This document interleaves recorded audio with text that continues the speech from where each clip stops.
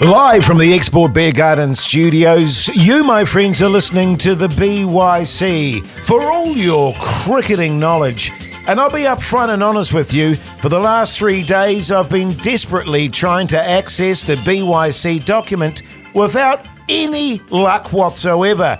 So I have no idea what's on today's podcast. But what I can tell you is that we will be delving in to the exodus of New Zealand players to the Big Bash, having a look at the IPL auction, also focusing on that extraordinary test match, England versus Pakistan, and Dylan Cleaver with a newly cropped head of hair. How's life, mate? Life's not too bad, mate. Christmas is fast approaching, the time of good cheer. So, yes.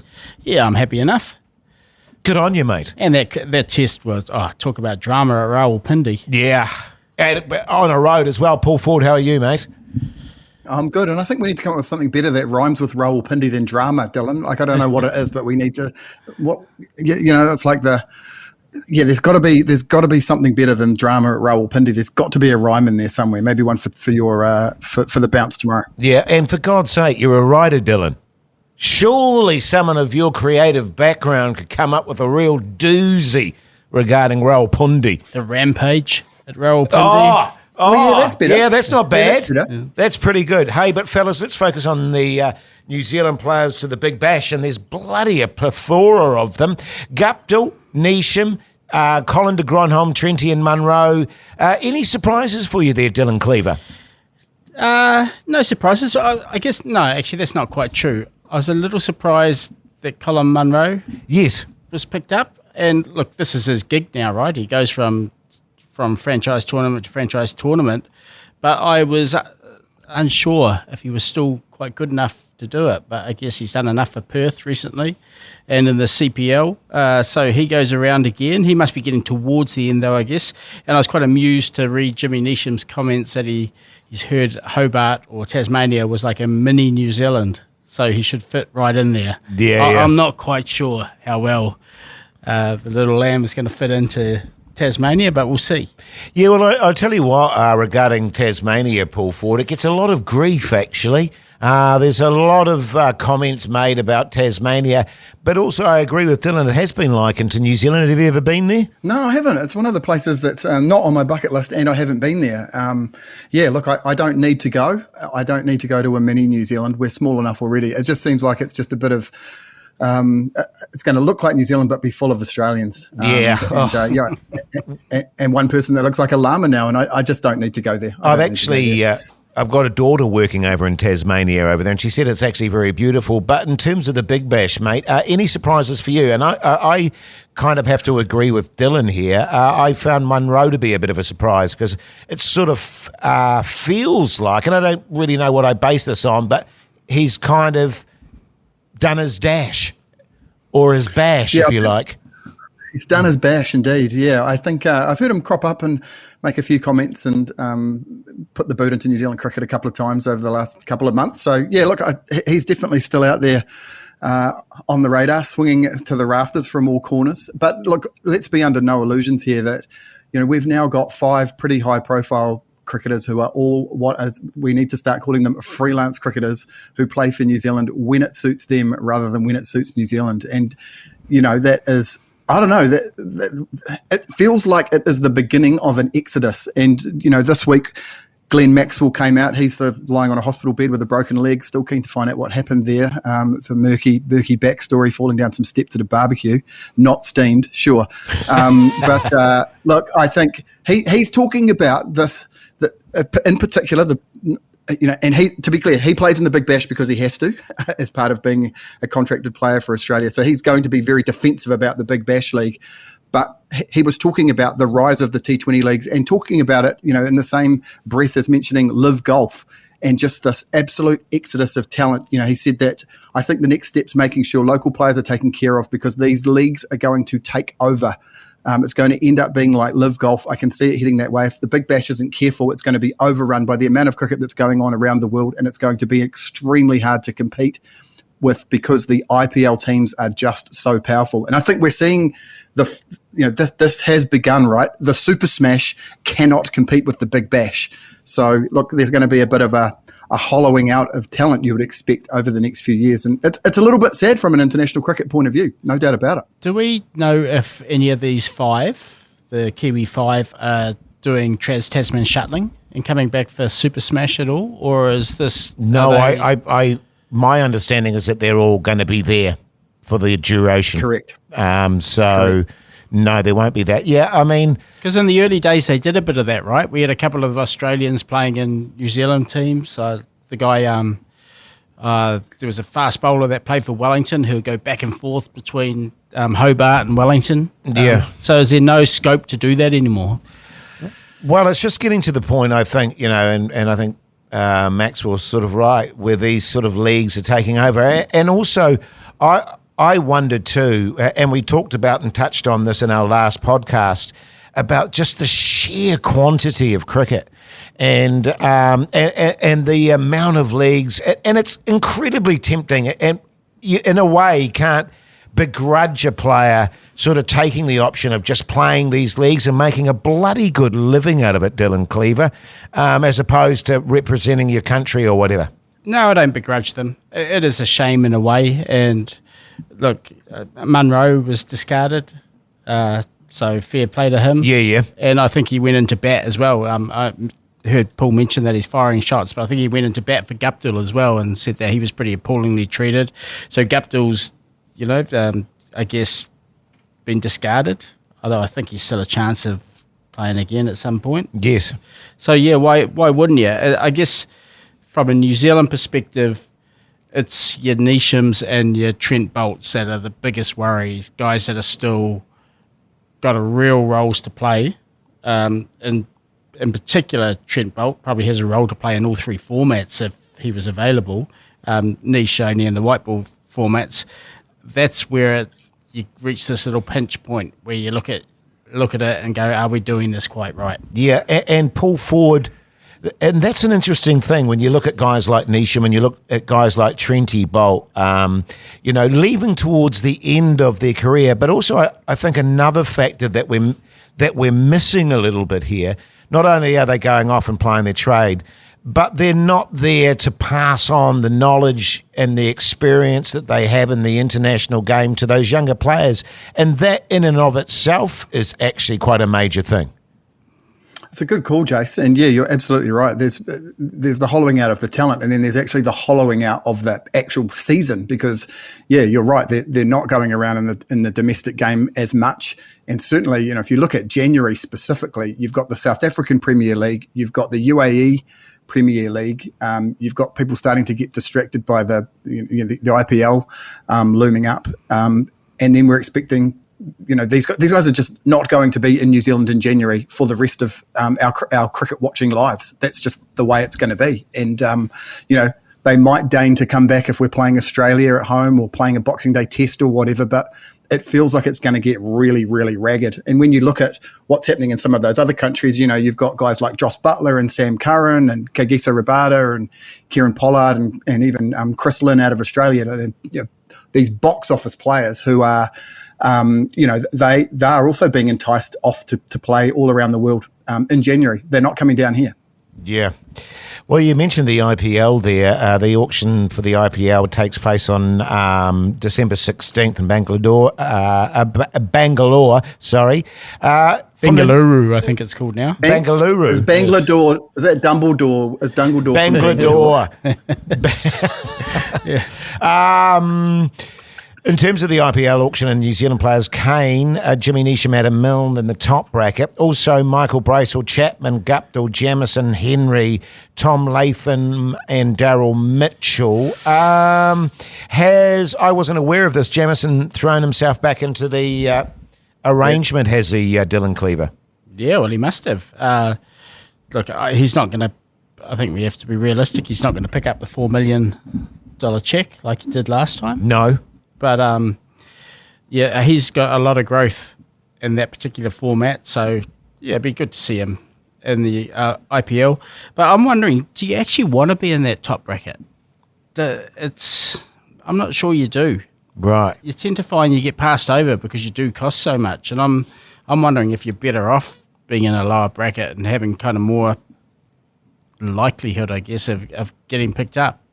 Well, the interesting thing is, talking of, given Kane's form, pull forward, particularly in the T20 format, and for the first time really in his career, in some respects, he's copped a fair amount of criticism, particularly with a strike rate. Do you think they still do view him in the top bracket?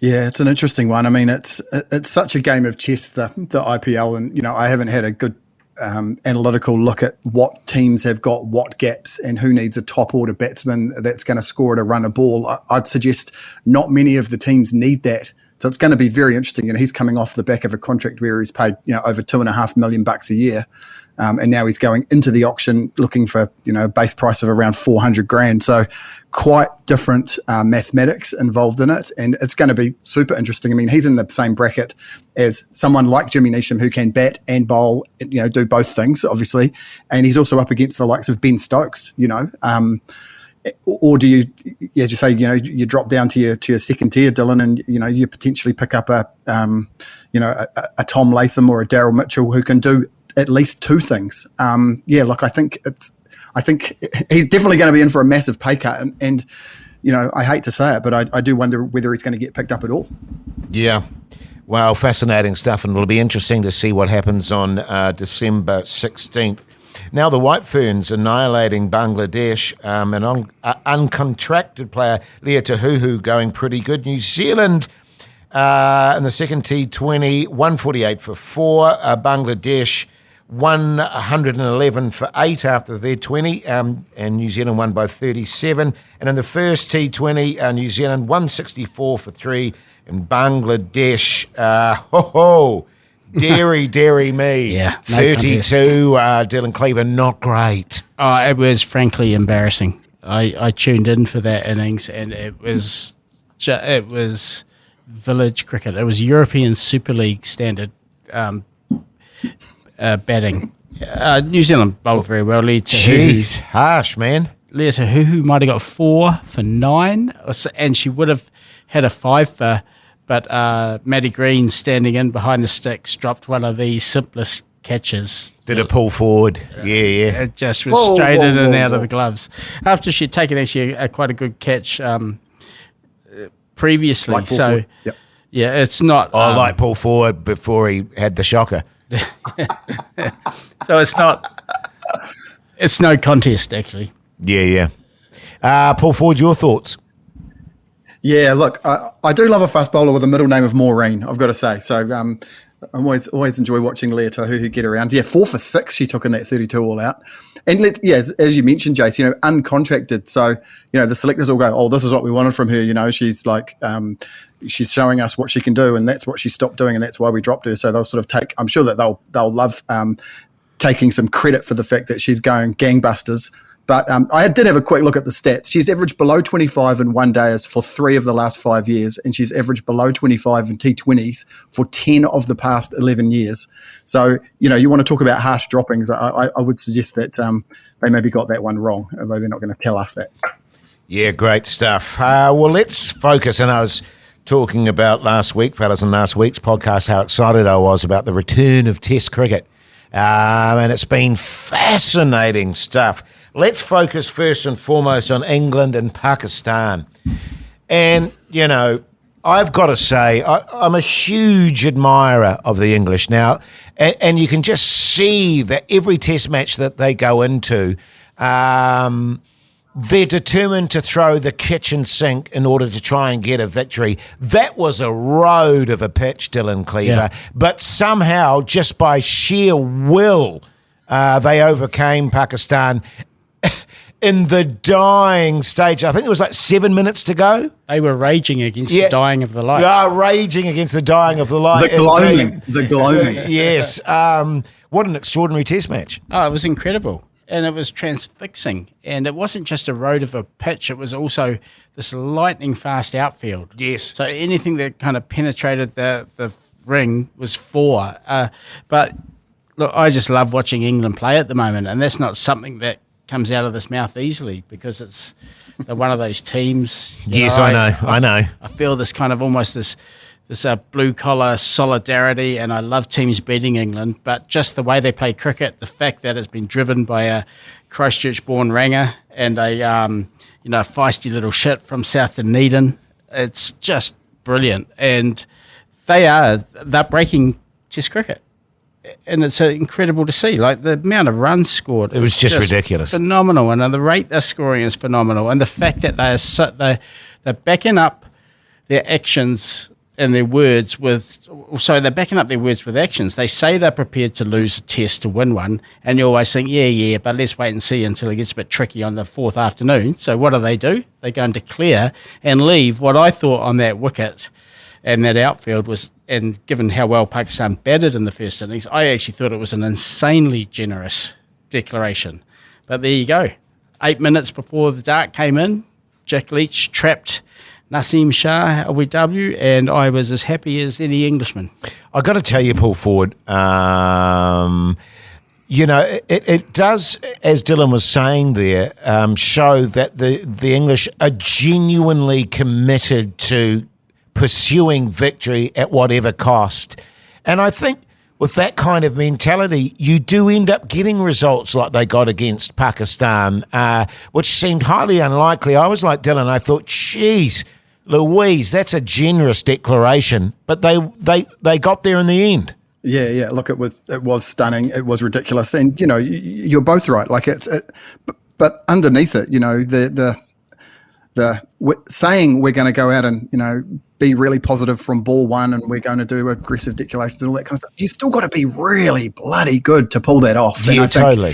They have incredible talent in there, particularly when you think about a whole bunch of blokes that were injured and then, of course, 14 blokes that were actually sick in the week leading into the game. I mean, it was just an incredible test match, an amazing advertisement for the game and for that aggressive, positive cricket, for experimentation, hunches, and just Jack Leach talked about forcing something to happen. And, I think that's kind of what it takes, plus the talent, plus let's not, steer away from the Herculean toil from the likes of, Jimmy Anderson and Ollie Robinson and Stokes. They bowled 66 of the 96 overs in that second innings. And, as you say, it was a very generous declaration. They were 264 for 7 when they declared, and it was 343 in 4 sessions. And I guess that's the thing. It was just too tantalising for Pakistan to resist. And that's what ultimately brought about their downfall. And if you're going to pound 657 runs off 100 overs in your first innings, you're going to leave a hell of a lot of time to take the wickets at the end of the match. And, it all just joins up and it came off magnificently.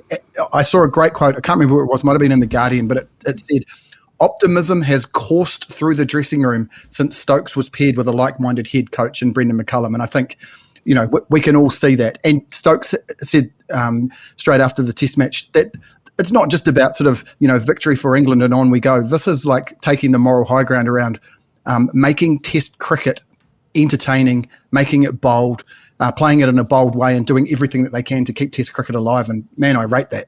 Yeah. Yeah, I saw in the aftermath of the game, Ben Stokes said, it was quite amazing because Jimmy Anderson, he's a Lancashire lad, a Burnley lad, doesn't show a lot of emotion. And he was welling up a bit and said this was Jimmy Anderson was welling up a bit talking to Ben and just saying how much that test match meant to him. And we talk between ourselves about just the too much meaningless bilateral cricket. And in some ways, I mean, I know you go towards a World Test Championship now, but in some ways, a tour to Pakistan is probably not the most attractive series in Test cricket. But the fact that they just invested so much of their, not just their skills, but their emotional energy into this makes me think that there's a real future for Test cricket if more people jump on board this kind of the way they're playing. And Jimmy Anderson, by the way, got a few wickets, 6-7-2 now. He might get to Shane Keith Warne before he decides to finally hang them up.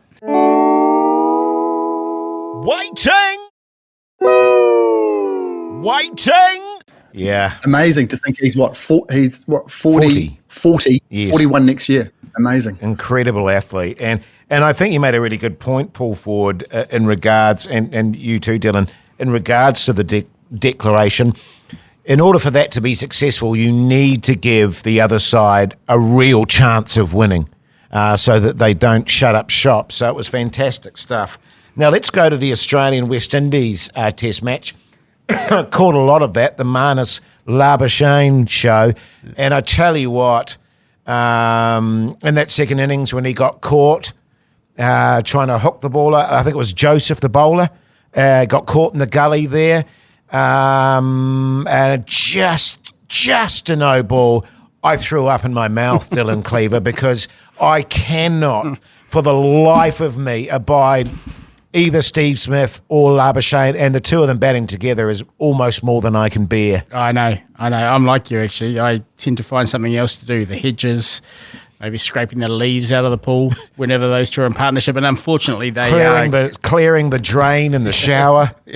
Unfortunately, they are that in you partnership just threw in there lot. so you could go and get them out. Yeah. I mean, by comparison, this was it was almost plodding in Perth. Yes. But it was actually really quite a good test. Yeah, it was a very good test. And the West Indies showed a lot of apple, not with the ball so much, which is probably their strong suit, but I quite like the way they dug in. And Chanderpaul looks like a chip off the old. Yeah, looks a good player. The apple hasn't fallen far from the tree there. Yeah. And look, Craig Braithwaite. Which Chanderpaul was that, Dylan? What's that? Which Chanderpaul was that? Tangerine. And and Craig Braithwaite. I've got a lot of time for him. Yeah. Well, he's very un-West Indian-like. Yes. Well, I've got to say, actually, one of the players that has been impressing me, for not just in this test match, but prior to that, is Joseph, the quick. Yep. He looks a really handy prospect to me, Paul Ford. And I tell you what, he's not a shithouse with the bat either. 43, and it was a great stand with Roston Chase, wasn't it? Is it Alzari? I think his name is. Yes. Great Joseph. name as well. Yeah, they did. They made Australia work hard, which was great, because I think it did have the potential for it to be an absolute diabolical hiding, and for them to just completely cave in, and they didn't. And it's going to be interesting. I think they're off to Adelaide, so pink ball test. That's going to be hooping around under the twilights, and that might suit the West Indian bowlers. It certainly won't suit their. I don't know if it will suit their batsmen, but Craig Braithwaite. He's an absolute barnacle out there, isn't he? And real captain's knock, that 110, and of course no Pat Cummins as they head to Adelaide. Yes. So it's going to be interesting to see what they did there. One thing to just say though, how good, and God, it's unbelievable. I just looked it up. Steve Smith's batting average is approaching 62 in Test cricket. That is starting to get pretty stratospheric. They're talking about, he's in the Ponting echelon. Yeah, and as much not far behind. As much credit as we give West Indies for their performance in that test, it is worth remembering that Australia compiled 780 for 6 over the course of that match. So, digging in with the bat's one thing, but maybe winkling a few more out would have been handy too. Yeah. Well, I tell you what, quite genuinely, I was absolutely loving flicking between the test matches. And for all the jip that we give the Australians, and I'll be honest with you, I'm not a big fan of the commentary team. No. Sometimes they have good commentators. I'm not a big fan. Smithy's all right. But I do enjoy watching. There's something about watching test match cricket in Australia that kind of does it for me. It's quite exciting stuff. Now, fellas, the Ford Trophy wrap. Ian Anderson from Stuff reckons Laturu Taylor is the number one draw card in cricket in New Zealand for 2 months. Well, I know why he's saying that. Why? Well, because all the others are pissed off. Yeah. New Zealand are going to Pakistan and all the rest are going to the Big Bash League. But if he is going to be the number one draw card, he's got to do slightly better than he is at the moment, because I think he's on halfway towards an Audi. Right. 2/5 of the way towards the Olympic rings. Yes, he's had a did not bat, a 0 and a 0. But Jace, you'll remember those magnificent 80s that he scored in the Legends League cricket in India back in October. I'm sure you're still watching the highlights of those, eh? Oh, yeah, massively, man. Let's look at the points table. Canterbury 10, Central Districts 10, Wellington 9, Northern Districts 5, Otago 5, Auckland zip, zada, nada, 0, 0. Most runs, Bowles from Canterbury, 173 runs at an average of 86. Young from Central Districts, obviously, 165 runs at an average of 82.5. And D. Cleaver, not to be confused with Dylan, from Central Districts, 144 runs at 72. The wickets, Shipley from Canterbury, 10 wickets at an average of 8.4. Rance has 9 wickets from Central Districts at an average of 8.77. And Newton from Wellington, 9 wickets also at 10.66. We should talk a little bit about Auckland there, if we can just digress for a minute. Auckland are playing without a home ground because Colin Maiden Park wasn't up to snuff because it rained. Lovely park that, by the way. It's not lovely. Oh, no. It's a nice pitch. No. I umpired there quite a bit, that's all. That's why you Actually, like no, it. You're right. It's shit. It's a shit ground in Glen Innes. With no facilities. It's diabolical. And Auckland Cricket are actually thinking about making that their permanent base, believe it or not. Right. And someone pointed out to me, and they're dead right, you look at Northern Districts. As an association, they have Cobham Oval, they have Seddon Park, they have Bay Oval, 3 grounds where without a minute's hesitation you would host international cricket on. Yep. Auckland, by contrast, biggest city in the country, the most impressionable young talent pool of cricketers, does not have a single international standard ground, and I include Eden Park in that because as good as the games are that they tend to play there, it's a bit of a joke. Fair point, Dylan.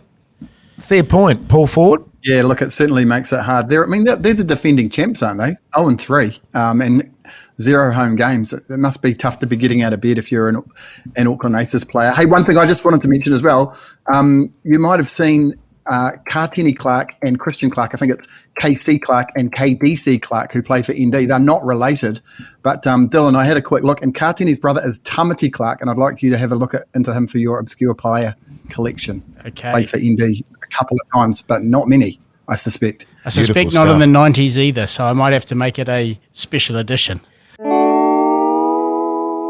Waiting! Hey, right now it's time for one of your favourite parts of the podcast, Paul Ford's News or Ruse.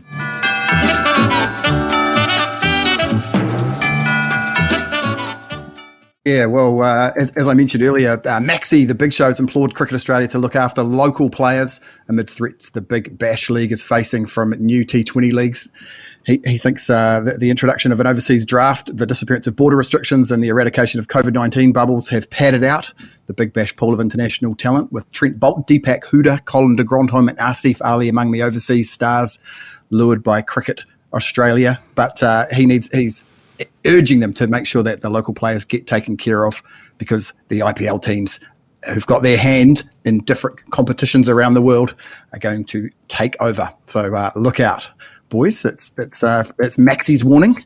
If you ever take one piece of advice from him, it might be it. Number 2, an absolute cracking yarn from the BBC about Wellington cricketer Nick Greenwood becoming the ICC Challenge League B's top batter. 809 runs in 15 matches, 3 tons, as he absolutely tears the house down with the bat for none other than Jersey in international cricket. His international career may well have never existed were it not for a chance conversation at a club game in Lancashire in 2019. He was spending a summer in England after moving across from Wellington, and people were talking about his birth island being in Jersey. A few phone calls were made, and then boom, he was making his international debut for Jersey a few weeks later. Literally, he was having net sessions with the Jersey head coach Neil McRae in Manchester, and then he, on debut, scored a half century as Jersey beat Guernsey, and now he's a key part of the island's international side. Unbelievable. He has turned into an international cricketing globetrotter just from a yarn with a couple of steam blokes on the sideline at a club game in England. Amazing. And number 3, a group of volunteers from a suburb in Melbourne's southeast have swapped their cricket bats and balls for lawnmowers and whippersnippers in a desperate attempt to get the ground ready for the season. After the Casey City Council refused to mow the cricket oval for 3 months, the members of the BYSD Cricket Club took matters into their own hands and mowed the ground themselves. Craig Hookey, club captain, said members of the cricket club were happy to help out so the players could take the pitch. If we've got to do it to play a game of cricket, we're happy to step up and do it. Everyone brought their mowers down and we all had a crack at it. The overgrown grass at KM Reedy Reserve has caused matches to be constantly abandoned. The club's lost money and it's lost players. Balls have been lost in the mud and it's become very frustrating, the club president said. We've had 14 games in the last 3 years where the ground's been unplayable. The council said something really council-y. Once we have some consistent dry weather, a drainage renewal project will be undertaken at the reserve. So there we go. Oh, yeah, scores as well. So you guys showed some pretty superb knowledge of the West Indian family trees last week. So Dylan's still ahead, but Jason's catching up to me. You guys, plural. Jesus, that was a piggyback effort if ever I've seen it. Oh! And actually, looking at the numbers here, Ford, I don't think you've added my point from last week. And I think you've maybe accidentally given Cleaver 2.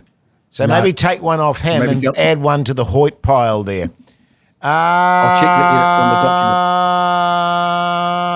document. I'm going to go story 3, and it's been longer than 4 months. Well, he said 3 months. Oh, did you say 3? Well, it's been longer than 3 months. I'm going to go story 2 and say it was Guernsey, not Jersey. I've got some terrific news for me. It was story 1. Deepak Hooda is not playing in the Big Bash because he is from India and Indian cricketers are not allowed to play in other franchises. So there you go. There was a massive cricket question this week, boys. And I heard the name too and I thought, oh, wow, he's playing there. That's good. God. All right. Ford pulls ahead again, but right now it's time for Dylan Cleaver's Obscure Players of the 90s. Obscure Players of the 90s. Yeah, I've got a beauty today, actually. Adil Samani from Northern Districts. Remember him, Paul? I do. I actually do. He was born in Uganda, I Correct. think, or somewhere bizarre like that. Kampala, That's Uganda. about all I've got. Yeah, so I first and works for Mr. Chips. Does he? Well, there you go. Yeah. Well, I first heard of him when I was at an under-18 national tournament and we were billeted, of all things. Oh, those were good times, the old billeting. Yeah, it was a terrible tournament, actually. It pissed down all week. It was at Galloway Park in Hamilton, which is a pretty grim surroundings anyway. And I was billeted with a family in Melville. And the son was played at Melville Cricket Club, and he could not stop going on about this kid, Adil Samani, at the club, who was going to be, this was before Shane Warne, so he was going to be the next Abdul Kader or Richie Beno. I'm not quite sure what happened, but he only ended up playing 8 first-class matches where he averaged 17.7 batting and 37.55 with the ball, which isn't horrible, actually, for a small sample. But he also played a season for Nottinghamshire as a real young kid, 19 years old, I think, but he played mostly second 11, although he did play 1 first-class game for Nottinghamshire against Oxford University in late May. He took 2 for 7 from 4.3 in that match and made 26 not out, putting on 72 for the 6th wicket with 1 Bruce French. Now, he also played for New Zealand youth sides and Counties Manukau, where his 2 sons, I believe, might have played for Counties as well, whose name I forget, but I think it's Wade and Reed Samani. So, Adil Samani, again, like Glenn Wilkinson last week, I would love to know more about maybe why he remained obscure and didn't quite become the star that a lot of people were predicting. That's quite that's not an unfamiliar story, though. It's not. You know what I mean? In terms of like, in whatever sporting kind of genre, often, people are earmarked at a young age, this kid's going to be an absolute superstar. And then they kind of drop their bundle because they're, probably trying to deal with the expectation that they are going to be the next big thing. And that's a little bit too much to cope with, Paul Ford. Yeah, and he's a leg spinner. Was he more of a batsman or was he more of a spinner? I feel like he was probably a genuine all-rounder. Yeah, right. So a leggy that did a bit of batting. Maybe he got the yips. I'd love to know. I think he's still going around. I think I saw he's been playing for the New Zealand over 50s cricket team. So I think he's still getting the arm over. I don't know if he's still buying leggies or not. I think he played a premier game in counties with his two sons probably 5 years ago. So I don't know if he's still rolling it over for the Pukekohe Metro. But again, would love to know. Oh, there you go. Good stuff. That's a very Chanderpaul-esque approach, batting with your son. Here's Paul Ford's Cricket Violence Corner. Paul Ford's Cricket Violence Corner. Yeah, it's double violence corner this week. So just quickly, massively wounding former Australian Test wicketkeeper Brad Haddin has come clean about an infamous run-in with West Indian bowler Suleiman Ben. In 2009, Ben and the terrifically uncharismatic Australian pair of Brad Haddin and Mitchell Johnson were charged with bringing the game into disrepute after a heated exchange in Perth. Ben was banned for 2 one-dayers for his on-field confrontation. The Australian duo were fined. That seems fair. The incident occurred when Haddin took umbrage with Ben colliding with Johnson, who was taking off for a quick single. The West Indian responded with some words of his own toward Haddin before all three became involved in a 3-way heated exchange at the end of the over. Haddin said, he used to want to sledge us, but he didn't really want us to hear, which wasn't a great character trait. But then he said something really weird. We're about to head to the T20 World Cup. And he said, I promise you two won't get out of Barbados alive. I will stab you. And I said, beg your pardon. And that's when things got a bit misty, and I can't remember what happened after that. How many times do you reckon Haddin's been threatened with being stabbed? Haddin is a tool. Oh, I know. He's such a tool. Ironic Haddin talking about character traits, but apparently that Suleiman Ben was a really interesting cat. I do also recall that Malcolm Marshall went up to Ian Smith after a draw, and I think it was the 84 tour to the West Indies, and they'd played on a really flat wicket, and Smithy had defied Marshall for some time, and he sidled up to him as they walked off the field and said, when we get to Barbados, I will kill you. But I think he meant more in a metaphoric sense with the ball rather than actual stabbing knife crime. Yes. Good Lord. Totally. Yeah, look. And I've got just a very quick part too. Dunedin Police, this is not related to the Suleiman Ben story, but from a sleepy little seaside fishing village at the mouth of the Tairi River, Dunedin Police are speaking to a man following a fight involving a cricket bat, a tennis racket, a baseball bat, a hockey stick, a fishing rod and a hammer. A police spokeswoman said police were called when 2 men were seen fighting each other with the assorted sporting gear in Bath Street, Brighton at 10 a.m. yesterday. It's not known what the pair were fighting about. They took 1 man back to Dunedin Police Station to help them with their inquiries. Strangely, neither was injured, she said. Good Lord. Which of those weapons would you choose in a fight? Run through that list again. That's an interesting one. Yeah, so cricket bat, obviously, otherwise it wouldn't be in here. A tennis racket, a baseball bat would do some damage, a hockey stick, a fishing rod, and a hammer for a bit of close quarters combat. I'd go hockey stick. Yeah, hockey stick, long and with a hook. Yeah. And nice often stuff. fiberglassed up too. So. Hey, now listen, we always love your correspondence. We always love when you get in touch with us. If you've got any questions that you'd like to ask the BYC team, what do they do, Paul Ford? Flick us an email to byc@beigebrigade.co.nz or slide into the DMs of the Alternative Commentary Collective or the Beige Brigade on Facebook or the Gram. Great stuff. Hey, now listen, for the BYC podcast next week, we're going to be doing a summary of the season, fellas. Of the year. Of the year. As we head into the Christmas break, sort of covering off what's happened in the cricket world over the year, and then the following month we'll be getting close to our awards, won't we? We'll have to start compiling some. Yeah. But thank you for taking the time to listen to the BYC podcast. We'll be back same time, same place next week. Till then, see you later.